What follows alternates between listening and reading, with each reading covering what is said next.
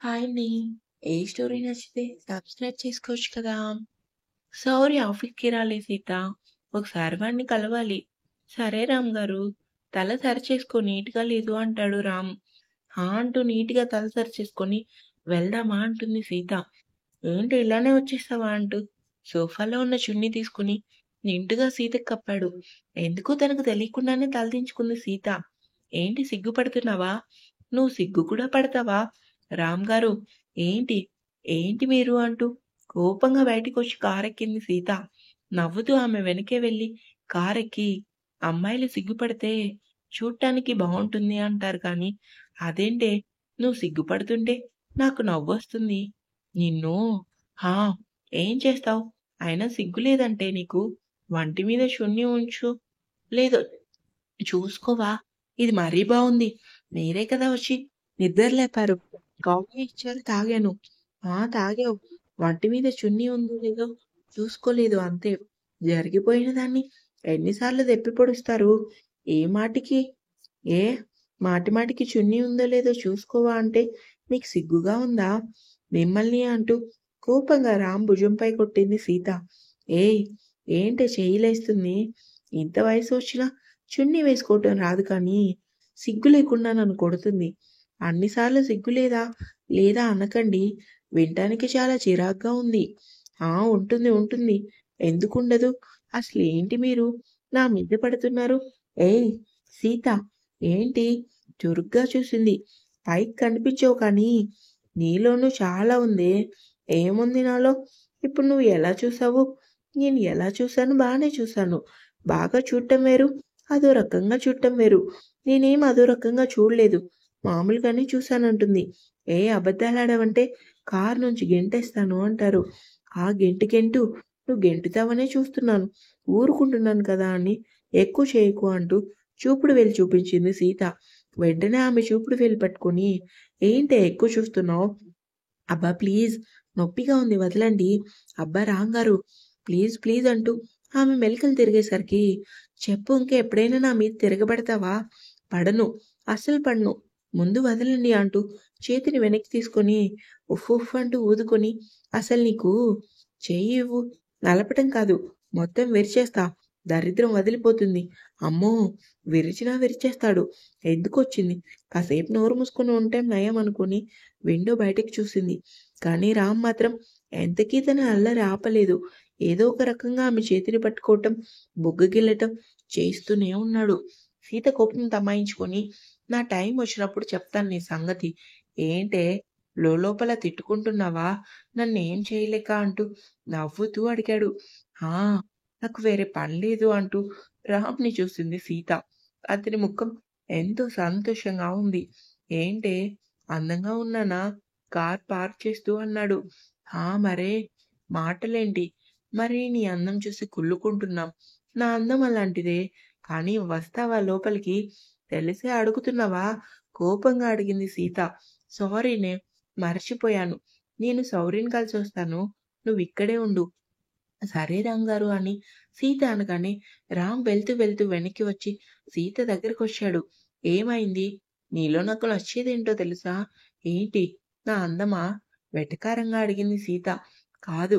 నీ హార్ట్ మీద ఉన్న పుట్టుమచ్చ అని నవ్వుతూ రామ్ అనగానే సీత కోపంగా చూసి వెంటనే తన చున్నీ కవర్ చేసుకుంది.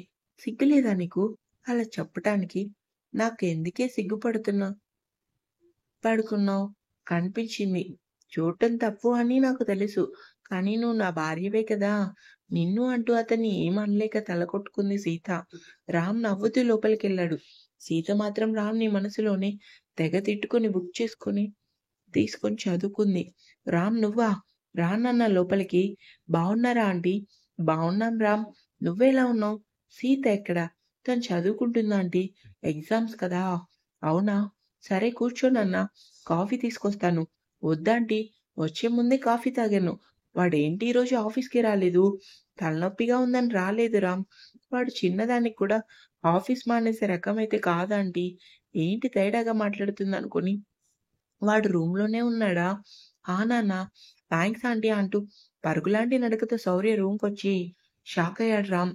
సిగరెట్ కాల్చుతూ శూన్యంలో ఆలోచిస్తున్న శౌర్యని చూడగానే రామ్‌కి నోటి మాట రాలేదు. శౌర్య రామ్ మాటలకి శౌర్య వెంటనే తేరుకొని, "రామ్ నువ్వేనా సిగరెట్ కాల్చుతుంటే? నేను సిగరెట్ కాల్చితేనే తెగ తిట్టేవాడివి. అలాంటిది నువ్వు సిగరెట్ కాల్చుతున్నావంటే" అంటూ రూమ్ అంతా చూసి ఆశ్చర్యపోయాడు. రామ్ చిందరవందరగా పడున్న వస్తువులు, నేలపరిచి ఉన్న గాజు ముక్కలు చూసి, "ఏమైంది శౌర్య?" "ఏం లేదు. ఆ కోపం రప్పించుకు. చెప్పు ఏం జరిగింది? ఎవరైనా ఏమైనా అన్నారా?" "ఛాఛా! నన్నెవరేమంటారు? మరెందుకు అలా ఉన్నావు?" ఇంకా రామ్‌కి నిజం చెప్పాల్సిన టైమొచ్చిందని శౌర్య నార్మల్ అయ్యి, రామ్ చేతిని పట్టుకొని, "నేనొకటి అడగాలి. అది దేనికోసం అంటే నీ జీవితం కోసం. అలానే ఇంకో విషయం చెప్పాలి. ఏది అంటే, అంటే నిజం. ఈ 2 విషయాల్లో నిర్ణయం నీ చేతిలోనే ఉంది. నువ్వేం మాట్లాడుతున్నావో నాకు అర్థం కావటం లేదురా" అంటాడు. రామ్ చెప్తాను. నీకు సీత అంటే ఇష్టమా? అదో తింగరి మాలోకం. దానికోసం ఎందుకు అడుగుతున్నావు? నేను సీరియస్‌గా మాట్లాడుతున్నాను. నువ్వు తనని ఇష్టపడుతున్నావా లేదా? నీకేమైనా పిచ్చా? రామ్ అంటూ శౌర్య కోపంగా చూసేసరికి, ఇష్టం లేదు. మనసులో ఉన్న మాట చెప్పు. నిజంగానే ఇష్టం లేదు. తన్విని చంపింది ఆది కాదు. మరెవరు? మా నాన్న, మా చెల్లి. అలా చెప్పమని సీత నీకు ఫోన్ చేసి చెప్పిందా? సీత ఎలాంటిదో తెలిసే ఈ మాట అంటున్నావా? లేదంటే నేను అబద్ధం చెప్తున్నాననుకుంటున్నావా? శౌర్య, తన్విని చంపింది మా నాన్న, చెల్లిరా. ఇదే నిజం. ఇందులో ఆదిని కావాలనే ఇరికించారు. సీత అంటే నిన్న కాక మొన్న జీవితంలోకొచ్చింది. కానీ నేనెవరో తెలుసు కదా! నేను చెప్పేది నిజం. అతనికి మాటలు రావటం లేదు. మైండ్ అంతా షాక్‌లోనే ఉంది. ఇంట్లో వాళ్ళ మాటలు విని నువ్వు సీతని పెళ్లి చేసుకున్నావు. తప్పు చేసింది మా నాన్న, చెల్లి. కానీ శిక్ష అనుభవిస్తుంది ఆది నువ్వే. ఆదికి న్యాయం చెయ్యి. అలానే తప్పు చేసిన వాళ్ళకి శిక్ష వెయ్యి. శౌర్య నువ్వు చెప్పేది ముమ్మాటికి నిజం రామ్. అదే నిజం. ఆయన కన్నతండ్రి తప్పు చేశాడని ఎవరు చెప్తార్రా? స్వయంగా నా చెవులతో విన్నా. కళ్ళారా చూసా అని శౌర్య అనగానే అక్కడే ఉన్న సోఫాలో కూలబడ్డాడు రామ్. అతని మైండ్ అంతా పరివిధాలుగా ఆలోచిస్తుంది. రామ్ అంటూ శౌర్య పిలిచినా అతను ఎంతకీ పలకలేదు. నువ్వు చెప్పేది నిజమే కదా? అవును అంటూ శౌర్య అనగానే రామ్ శౌర్య చేతిలో ఉన్న సిగరెట్ తీసుకొని ఒక దమ్ము లాగాడు. ఎందుకో రామ్ ముఖం చూడాలంటేనే శౌర్యకి భయమేసింది. రామ్ లెక్కలు తెచ్చే టైం వచ్చింది కదా! ఆ పనిలోనే ఉంటాను. మరి సీత? కొన్నింటికి సమాధానాలు ఉండవంటూ నీట్‌గా తనున్న హెయిర్ స్టైల్‌ని తన చేత్తో జుట్టుని వెనక్కి తిప్పుకొని పొగరుగా బయటికెళ్ళాడు. శౌర్య గుటకలు మింగుతూ బయటకొచ్చి, "రామ్ ఒకసారి నేను చెప్పేది విను" అంటూ శౌర్య ఎంత చెప్తున్నా వినకుండా రామ్ బయటికెళ్ళేసరికి, "ఏమైందిరా? నిజం చెప్పానమ్మా. కానీ వీడు మాత్రం" "ఏమైంది శౌర్య? ఎందుకంత టెన్షన్ పడుతున్నావు? అనవసరంగా నిజం చెప్పానేమో అనిపిస్తుంది. ఇప్పుడిప్పుడే వీడు మారుతుంటే కానీ నిజం చెప్పాక వీడు పాత రామ్‌లా బిహేవ్ చేస్తున్నాడు. శౌర్య నిజం చెప్పి మంచి పని చేశావు. పాత రామ్‌లా ఉంటేనే కదా రామ్ అందరి అంతు చూస్తాడు. నా బాధ అది కాదమ్మా. వీడు సీతని ఏం చేస్తాడన్న భయంగా ఉంది. అంటే ఏం లేదు అంటూ అక్కడి నుంచి శౌర్య వెళ్ళాడు. చదువుతూ విండో బయటికి చూసిన సీత రామ్ రావటం చూసి హమ్మయ్య! వచ్చేసారు అనుకుని బుక్ పక్కన పెట్టింది. రామ్ ఫాస్ట్‌గా కారెక్కి ఆగమేఘాల మీద కారు రోడ్ మీద కాకుండా గాల్లో పోనివ్వటంతో సీత ఒక్కసారిగా ఉలిక్కిపడి రామ్‌ని చూసింది. ఎర్రబడిన అతని ముఖం, చిరుత నిప్పు లాంటి కళ్ళు. ఎందుకో అతన్ని పిలవటానికి కూడా సీతకి నోటి మాట కాదు కదా!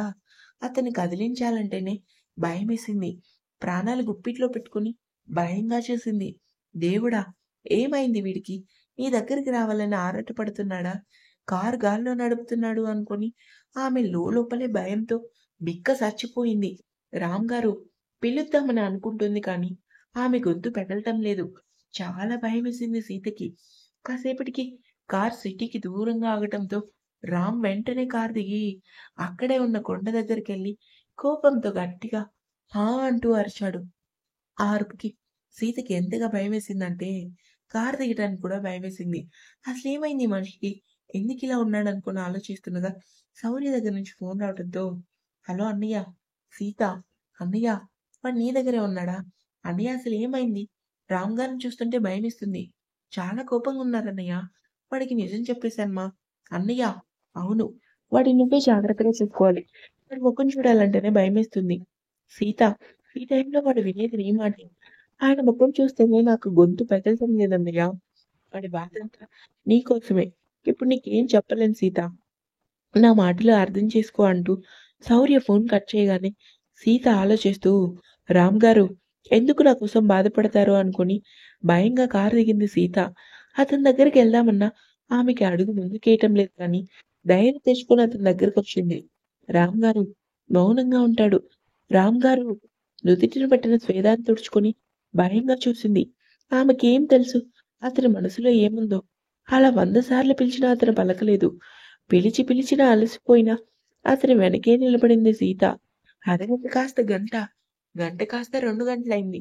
ఒకవైపు చల్లని గాలి అతని కోపం తగ్గించాలని చూస్తుంటే, అతని ఆలోచనలు మాత్రం వద్దు అంటూ అతని మనసుని హెచ్చరించాయి.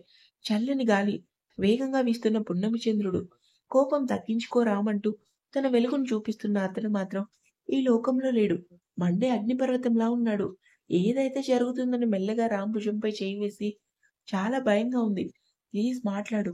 మౌనం తప్ప ఏమీ ఉండదు. మిమ్మల్నే. కోపమొస్తే ఎప్పటిలానే నా మీద విరుచుకుపడండి. లేదంటే కొట్టండి. అంతేకాని ఇలా సైలెంట్‌గా ఉంటే నాకు చాలా భయమేస్తుంది అంటూ సీత వెక్కి వెక్కి ఏడుస్తూ అతని ముందుకొచ్చి, రామ్ అంటూ అతని షర్ట్ కాలర్ పట్టుకుంది. ఏంటి? ఎందుకు అలా ఉన్నారు? సారీ సీత. దేనికి? నేను చేయబోయే పనికి. అంటే ఏం అర్థం కాక చూస్తుంది. తన్వి విషయంలో ఆది తప్పు లేదని తెలిస్తే ఏం చేస్తాను అన్నాను. రామ్ గారు చెప్పు అంటూ వాయిస్‌లో బేస్ పెంచాడు. హ్మ్. డైవర్స్ అయిపోయి అక్క మీరు మా బావకి నాకు పెళ్లి చేస్తానన్నారు. మాటిచ్చాను కదా! ఇచ్చారు రామ్ గారు అంటూ రామ్ మాటలకి ఆలోచిస్తుండగా ఆ ముఖంలో కొద్దిపాటి సంతోషం. అది రామ్ చూపు దాటిపోలేదు. అంటే మీరు నన్ను మా బావ దగ్గరికి చాచా అలాంటి తప్పుడు పని నేనెందుకు చేస్తానే అంటూ ఒక్కసారిగా సీత మెడ దగ్గర చేయి వేసి దగ్గర లాక్కొని మాట మాత్రమే ఇచ్చాను కానీ చెప్పింది నేనెందుకు చేస్తాను. అతని మాటలకి సీత ముఖంలో రంగులు మారాయి. అంటే ఎస్ నువ్వనుకున్నదే. నువ్వెప్పటికీ నా భార్యవే అంటూ కన్నింగా నవ్వాడు. ఆ నవ్వు చూసిన సీతకి భయమేసింది. మొదటిసారి పెళ్ళైన కొత్తలో అతను ఎలా ఉండేవాడు? ఇప్పుడు సేమ్ అలానే కనిపించాడు సీతకి. ఎక్కడలేని కోపం, బాధ వచ్చాయి. నువ్వనుకున్నది ఎప్పటికీ జరగదు రామ్. షటప్ అంటూ ఆమెను ముద్దుగా కసిరి నచ్చింది సొంతం చేసుకునే వరకు ఈ రామ్ నిద్రపోడు. పిచ్చి పిచ్చిగా మాట్లాడకు.